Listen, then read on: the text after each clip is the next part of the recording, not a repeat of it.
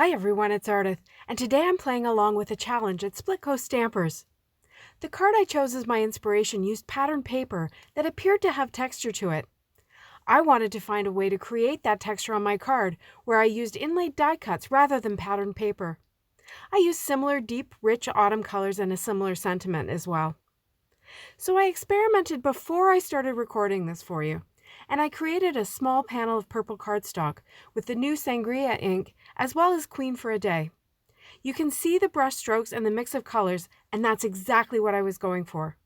So now I'll show you how I did it with my next flower, which will be orange. I pressed down some Sauna ink onto my Waffle flower water media mat and then some Mandarin spice. I used my Nuvo spritzer to add some water to the ink, but not too much. I have a Ranger 1-inch flat brush to the side, and I also have water to clean the brush, but I really don't want the brush to have too much water in it, or I won't get the texture I'm looking for. So I dried it off before I brought it over to the mat. Now, you know all those times when you're watercoloring and you're trying to get a smooth wash? This isn't one of them. I'm literally just swiping ink over the paper, trying to get coverage without it being blended or smooth. I want areas where the sauna will show through the Mandarin spice more than others. I do a quick check to make sure it's big enough for the flower die, and then I set it aside to dry. Next, I did a yellow panel for the flower centers. I started with the leftover sauna ink. The fact that I'm having trouble getting coverage here is good, I think. It means that the brush is quite dry and the texture will be good. Next, I moved into lemongrass. This is regular Nina 80-pound cardstock. I did try this method with watercolor cardstock, but even with a very dry brush, my colors tended to blend together more than I wanted. My next panel will be for a red flower, so I chose Rouge as my main color, and I left the Mandarin spice to add interest. Now I can see that my brush is getting a little too wet because the ink is going on quite smoothly. I added a little sauna here to brighten the panel a bit.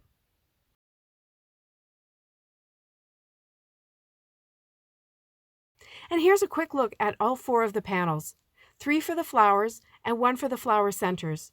I love the artistic look of these, and I think the texture will add interest to an otherwise very simple card. And now that I've practiced on these small panels, it's time for the big background. I've been working up to it.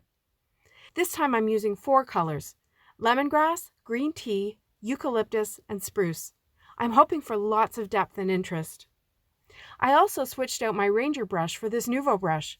Not because it's any better, they're both the right brush for this, but because the Ranger brush is just too wet at this point. I worked my way from lightest to darkest, trying to balance getting some coverage, but still lots of texture. I'm loving how you can see all 4 green shades through this.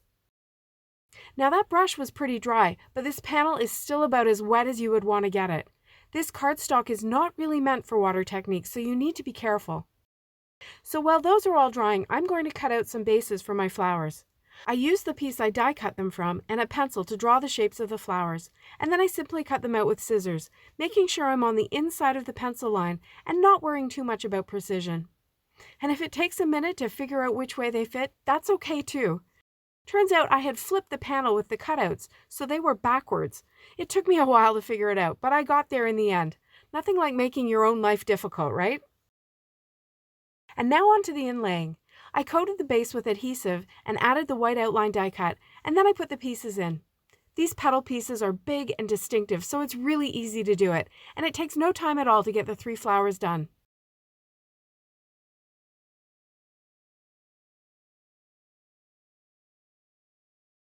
The tiny dots in the centers are another story. First off, I had to place the die onto the yellow panel so that I would be able to get 3 sets of the dots from it, even if it meant not getting full die cuts. And I'm sorry, I forgot to turn the camera back on to show you, but I simply used a Tonic craft pick to push the dots through the die and into each flower center. It was a bit fiddly, but not difficult and not time-consuming. To assemble the card, I placed the flowers approximately where I wanted them, along with a white strip of cardstock for my sentiment. This helped me know where to stamp the wonderful word from Totally Random Sayings 3. I used my mini Misty and a magnet, and I lined up the strip on the grid, just in case it lifted with the stamp when I stamped it. And it did, but I was able to put it back in place to re-stamp it, since I didn't get a good impression in the center portion of the word. I used Gina Obsidian Amalgam ink, which is dark black and very crisp.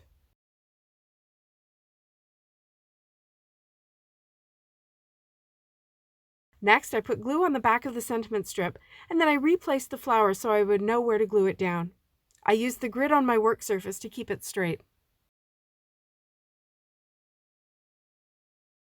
Then it was time to pop up the flowers. I cut my strips of foam tape at an angle to form almost triangles. These fit well on a flower like this, since they widen at the petal edges to give more support. I placed the top and bottom flowers first, and then the final one. There was a doubling up of foam tape, if you know what I mean, so I just took it off the bottom of the red petal that would be lying on top of the purple petal. And then when I pressed it all down, it was a little flimsy. I used an old Cricut spatula to lift the petal and slip a sliver of foam tape underneath. Finally, I used some Limoncello jewel drops on the tiny yellow dots in the flower centers for some shine and dimension. It was my first time using this, so I tested it on a scrap piece of paper to be sure I didn't squish out too much and ruin my card. Imagine how heartbreaking that would be at this stage, especially since I'm really loving how my little dry brush experiment worked out. So here's a close-up. See how the texture adds so much interest? And by turning the flowers a bit, the lines are not all going horizontal, even though that's how I painted them.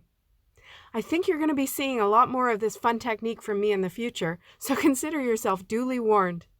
I'm so glad you dropped by today, and I hope you enjoyed this video. If you did, please give it a thumbs up below and subscribe to my channel for more inspiration. Product links are below in the description and also on my blog. Thanks so much for watching.